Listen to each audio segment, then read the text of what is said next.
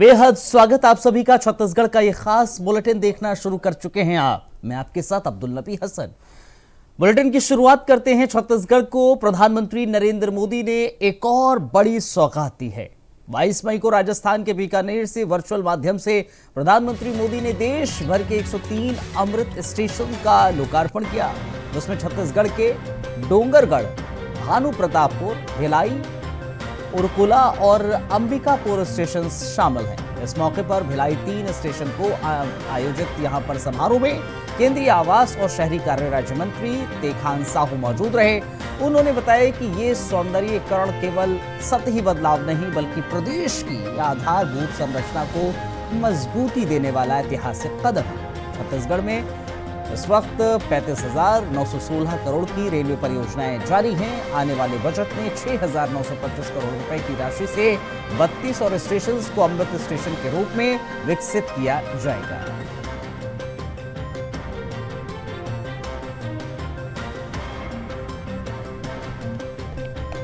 प्रधानमंत्री मोदी ने 5 अमृत स्टेशन का बाकायदा यहां पर लोकार्पण किया है और डोंगरपुर, भिलाई, अलग अलग जगहों पर इस परियोजना की शुरुआत होने वाली है।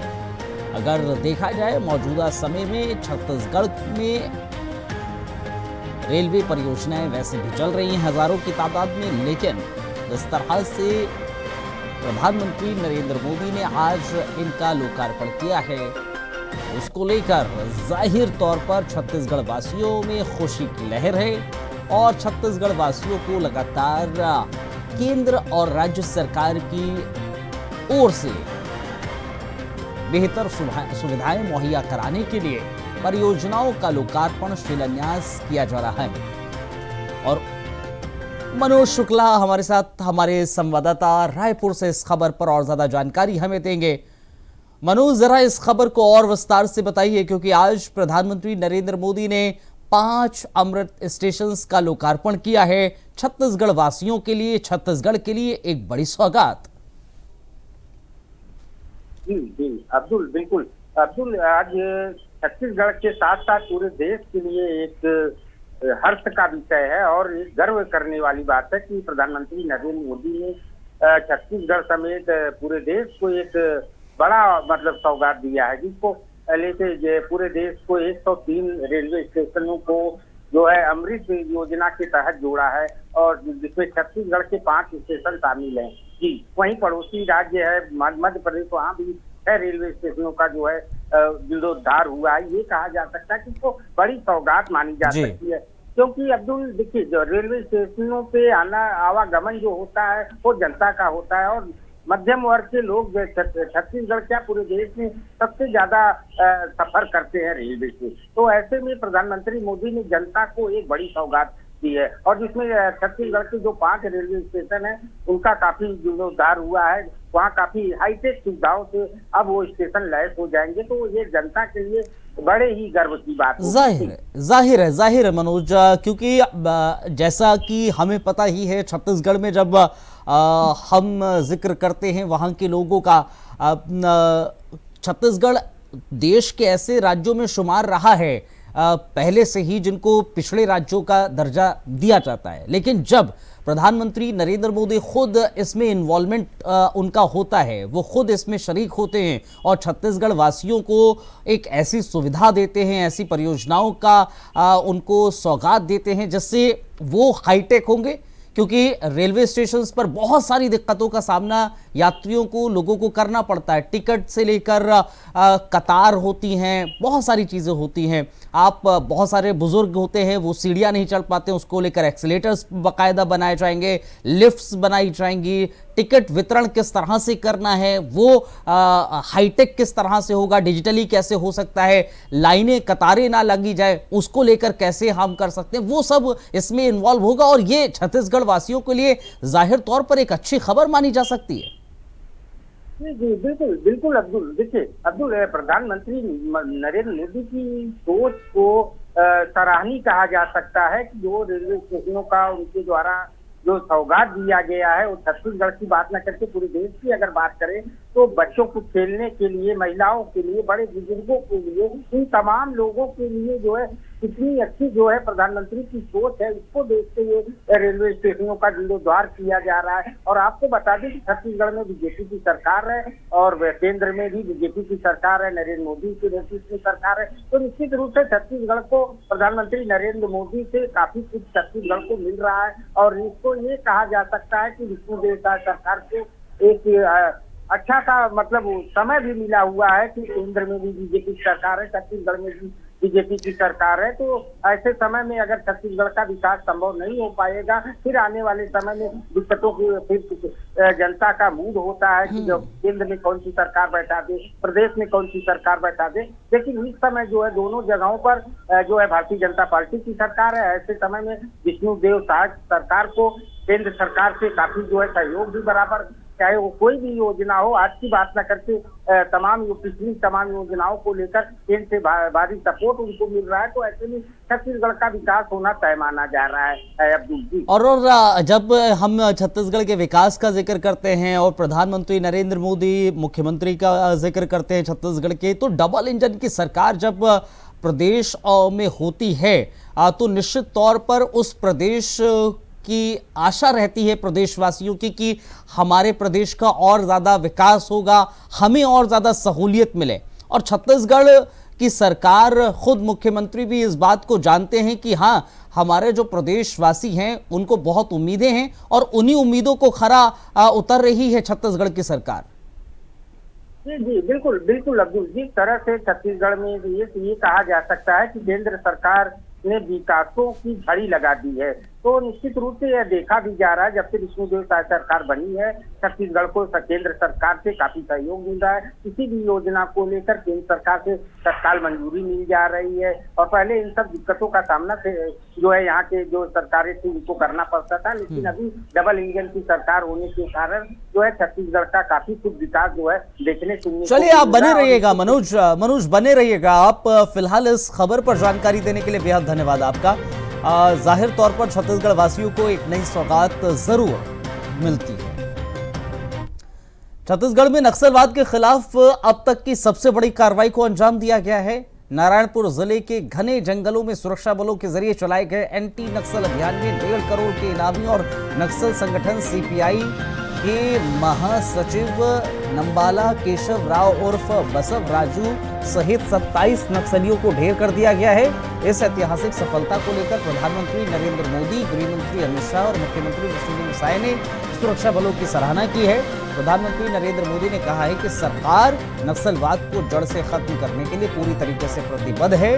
वहीं गृह मंत्री ने इसे नक्सलवाद के खिलाफ लड़ाई में अब तक का सबसे बड़ा जीत करार दिया है। मुख्यमंत्री साय ने भी कहा है कि यह निर्णायक विजय नक्सलवाद के अंत की ओर बढ़ता एक बड़ा कदम है। ऑपरेशन ब्लैक फॉरेस्ट के तहत ये कार्रवाई ऐसे वक्त में हुई है जब सरकार ने मार्च 2026 तक नक्सलवाद को खत्म करने का लक्ष्य तय किया है।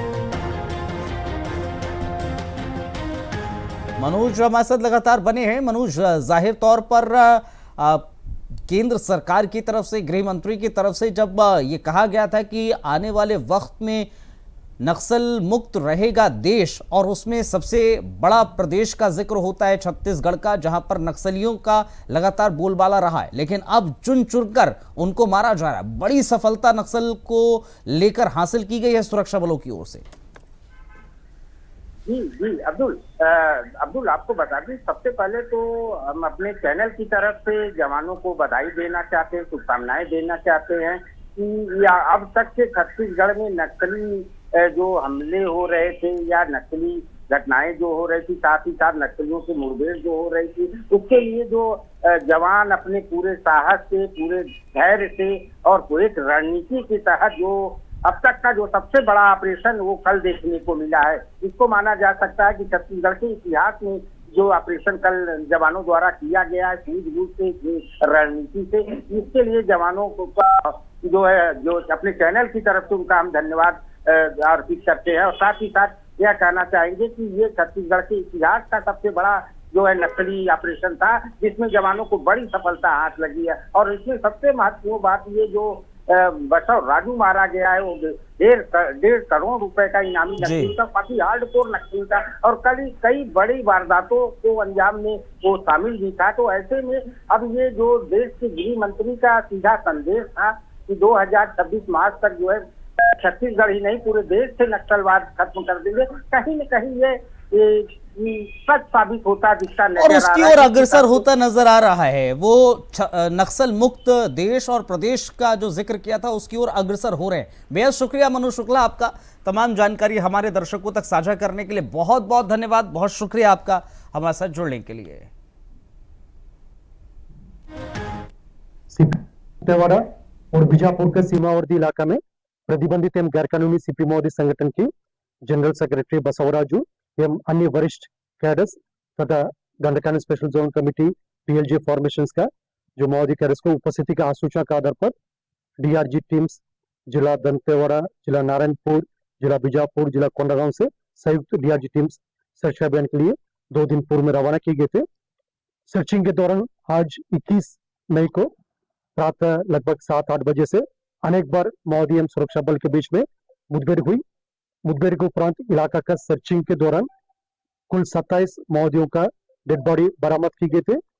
इसमें जो माओवादियों का जनरल सेक्रेटरी जो सीपीएम माओवादी संगठन के सबसे जो प्रमुख है जो बसवराजू उर्फ बीआर दादा उर्फ गंगन्ना, उनका शव भी आज की मुठभेड़ के पश्चात जो डीआरजी टीम से रिकवर की गए थे। अभी इस मुठभेड़ के दौरान हमारा एक डीआरजी के साथी नक्सलियों से बहादुरी से लड़ते हुए वीर गति प्राप्त किया। उनके पार्थिव शरीर को जिला मुख्यालय ले आने के लिए आवश्यक तैयारी की जा रही है। और इस मुठभेड़ में हमारा कुछ डीआरजी के जवान का अलग अलग जैसा आईडी ब्लास्ट या स्प्लिंटर इंजरी इस प्रकार का चोट आए थे। उन सबको सेफ इलाके के लिए इवैक्यूएशन की गई थे। अभी उन सभी जवान का इलाज जारी है और सभी खतरा से बाहर है और अन्य आसपास इलाका में अभी सर्च अभियान जारी है। इस मुठभेड़ के पश्चात इलाके के सर्चिंग के दौरान AK-47 SLR इंसास कार्बन जैसा काफी बड़ी संख्या में ग्रेडेड वेपन्स भी अन्य आर्म्स अम्युनिशन भी बरामद की गए थे।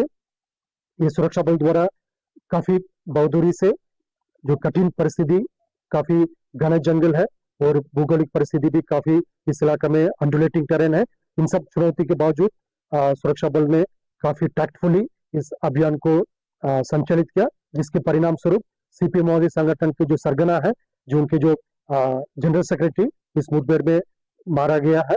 इस मुठभेड़ की जो सफलता को लेकर माननीय प्रधानमंत्री महोदय, माननीय केंद्रीय गृह मंत्री महोदय, माननीय मुख्यमंत्री महोदय छत्तीसगढ़ शासन, माननीय उप मुख्यमंत्री महोदय गृह छत्तीसगढ़ शासन एवं पुलिस मुख्यालय के वरिष्ठ अधिकारीगण, डीजीपी महोदय एवं अन्य सभी पुलिस मुख्यालय के वरिष्ठ अधिकारीगण, सुरक्षा बल के जो इस प्रकार के जो बहादुरी कार्य को सराहना की गई थे। अभी वर्ष 2024 में जो जिस तरीके से सुरक्षा बल द्वारा नक्सली को खिलाफ काफी एक निर्णायक और प्रभावी अभियान संचालित की गई, उस बढ़त को आगे ले जाते हुए वर्ष 2025 में भी अब तक बस्तर संभाग के अंतर्गत जिला बीजापुर, जिला नारायणपुर, दंतेवाड़ा, सुकमा, कांकेर, बस्तर कोंडागांव सभी इलाका में काफी प्रभावी और निर्णायक एक अभियान संचालित हो जा रहा है, जिसके परिणाम काफी सकारात्मक रहा। और एक जनरल सेक्रेटरी लेवल का जो सीपी माओवादी कैडर जो पुलिस ब्यूरो मेंबर भी है, जो छत्तीसगढ़ में पहली बार इस प्रकार के एक पुलिस ब्यूरो मेंबर और जनरल सेक्रेटरी लेवल का कैडर का डेड बॉडी सुरक्षा बल। खबरों में रुकेंगे एक छोटे से ब्रेक के लिए, आप बने रहिए हमारे साथ। चले ब्रेक के बाद बहुत स्वागत आप सभी का। कुछ और अहम खबरों पर डालते हैं नजर। बलरामपुर जिले के शंकरगढ़ क्षेत्र की पहाड़ी कोरवा बस्ती में आज एक भावुक और सादगी से भरा दृश्य देखने को मिला, जब मुख्यमंत्री ऋषिदेव साय औचक निरीक्षण के तहत ढुर्रीकला गांव पहुंच गए। मुख्यमंत्री का हेलीकॉप्टर गांव के पास उतरा। इसके बाद उन्होंने पेड़ की छांव में खाट पर बैठकर ग्रामीणों से सीधे संवाद किया और उनकी समस्याएं सुनी। इस दौरान एक पक्का मकान पाने वाले आदिवासी परिवार ने उन्हें पारंपरिक चटाई भेंट की और तेंदू का फल खिलाया। सीएम ने प्रधानमंत्री जन मन योजना के तहत बनाए गए आवासों का भी निरीक्षण किया।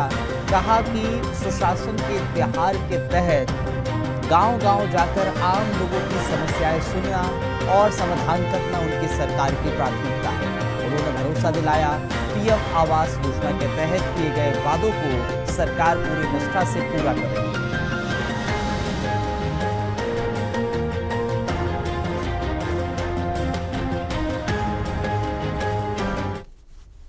माननीय मोदी जी का है, बहुत अच्छा रिस्पांस मिल रहा है।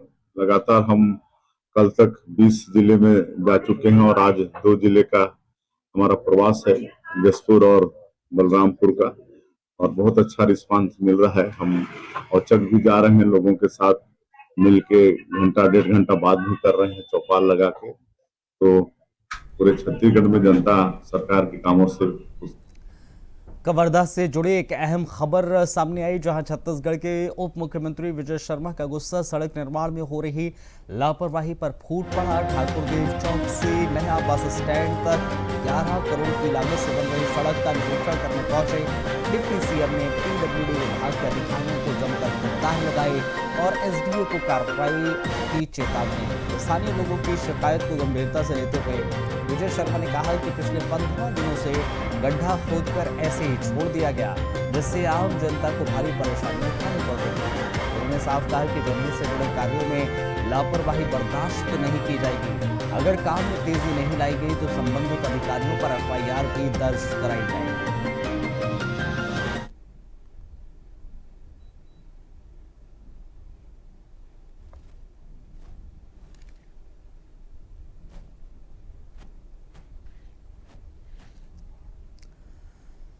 जिले को शर्मसार करने वाली घटना सामने आई है, जहां 4 लोगों ने बारी बारी से युवती को अपनी हवस का शिकार बनाया और फरार हो गए।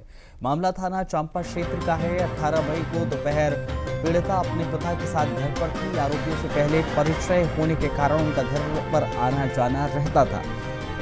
उस दिन आरोपियों ने पीड़िता के घर पर भोजन किया और कुछ समय बाद पीड़िता का पिता सो गया। तब सभी आरोपियों ने पीड़िता को पकड़कर जबरन दूसरे कमरे में ले गए और उसके साथ बारी बारी से रचार किया। घटना के बाद सभी आरोपी वहां से फरार हो गए। डरी सहमी पीड़िता ने अगले दिन अपनी मां को बाहर से घर आने के बाद घटना की जानकारी दी। इसके बाद मामले की शिकायत थाने में की गई। टीम के द्वारा आरोपियों के संभावित ठिकाने को दबिश दी गई। सूचना मिली कि सभी आरोपी रायगढ़ कोरबा रोड की ओर ट्रक में बैठकर भाग रहे हैं। तत्परता दिखाते हुए पुलिस टीम ने करतला के पास ट्रक में बैठे चारों आरोपियों को धर दबोचा। पूछताछ में उन्होंने घटना को अंजाम देना स्वीकार किया।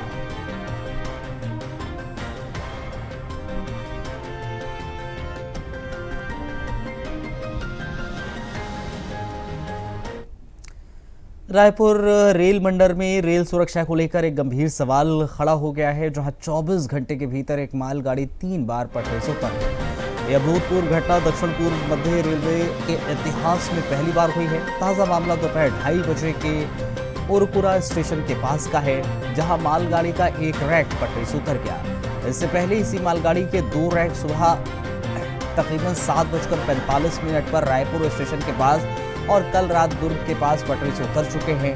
हादसे की श्रृंखला ने रेलवे की मेंटेनेंस और संचालन प्रणाली पर गंभीर सवाल उठा दिए।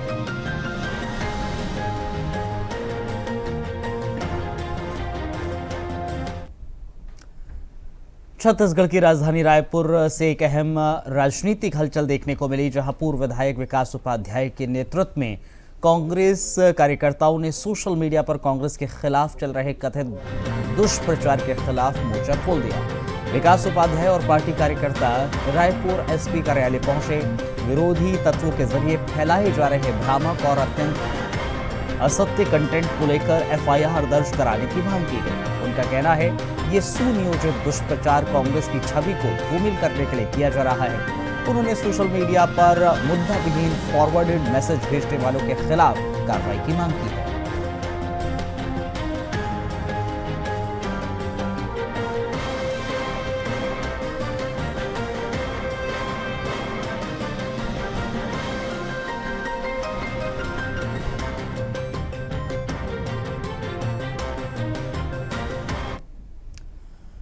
फिलहाल इस बुलेटिन में इतना ही। एक छोटा सा ब्रेक के उस पार खबरों का सिलसिला जारी है।